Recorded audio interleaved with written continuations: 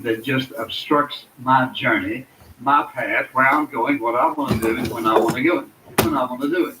And the Levite, the priest, would probably say, I don't have time to do that. I'm on my way home, and it's a pretty good ways to go there.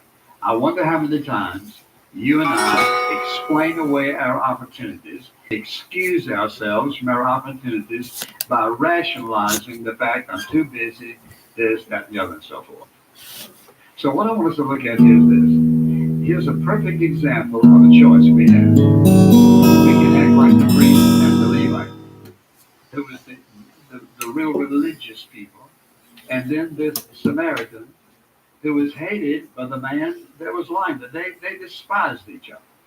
And yet he stooped, bandaged him up, took him to an inn, and said, Look, if there's more that you can trust me, I'll tell you for it.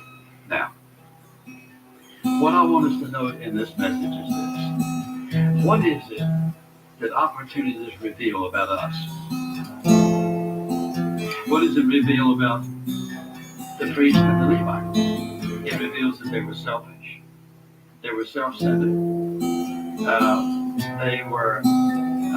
priorities were all mixed up. They weren't practicing what they were preaching, and on we could go. But look at this Samaritan, it's a different story. Here's what I want you to consider very seriously.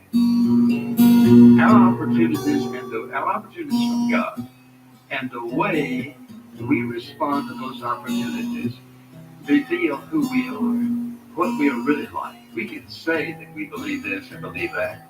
We can quote the law that Jesus talked about, loving God with all of our heart, all of our soul, all of our mind, all of our strength, our neighbors ourselves. We can quote that. But the truth is that the way we live. When you have an opportunity, do you think opportunity or obstruction? Do you think in terms of the fact that God has given you the privilege of doing something that will honor Him as well as helping somebody else? And so, how would you define an opportunity? Would it have to be something that's really tremendous, or would it be something so simple that you sat down beside someone and you could feel that they were troubled in their heart, and you said to them, could I help you? Could I pray for you? Is there something I can do for you? You take advantage of an opportunity. Opportunities come in small sizes, and opportunities come in major sizes. And when I think about that, and I think about how we respond, I want to begin, and I'm going to put all of these on the back screen so you will be able to jot them down. And the first one, because of something that happened to me this week, is simply this, and that is uh, what we are revealing. The way we respond is we are revealing whether we have the discernment to distinguish when something is an opportunity and when it's not. And thinking about this week, I got this phone call. I was home studying and all in the middle of what I was doing. And I got this phone call, and I picked it up without thinking. And this voice began.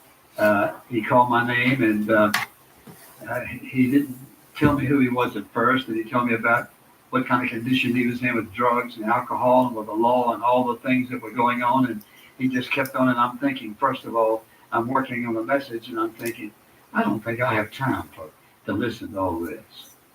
And then all of a sudden it dawned on me, is this an obstruction to your message, or is this an opportunity to help somebody who's desperate in need? Straighten me up. I said, okay, keep talking. And to show you what an opportunity I would have missed, he kept telling me what was going on in his life, and then he said, I haven't seen my father since 1976, and I haven't even talked to him since then. And he talked about that for a few moments, and so I said, well, now tell me your name. He told me his name. When he told me his name, I knew somebody by that last name. And I said, you ever seen your father since 1976? No. Would you like to see him? Yes, but he won't talk to me. So I said, well, give me your telephone number. So I took his telephone number, and I called his daddy because I knew his daddy. I didn't even know he had this son. And I checked with his dad and said, how you doing, and so forth. But I didn't tell his father why I called him. I just making a little conversation. I called the boy back and gave his father's telephone number because he didn't even know how to get in touch with his father. Gave him his father's telephone number. That was on a Thursday morning, I believe.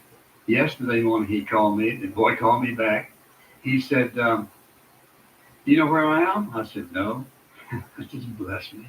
He said, "I'm sitting about 6 feet from my father." And I think, now, Lord,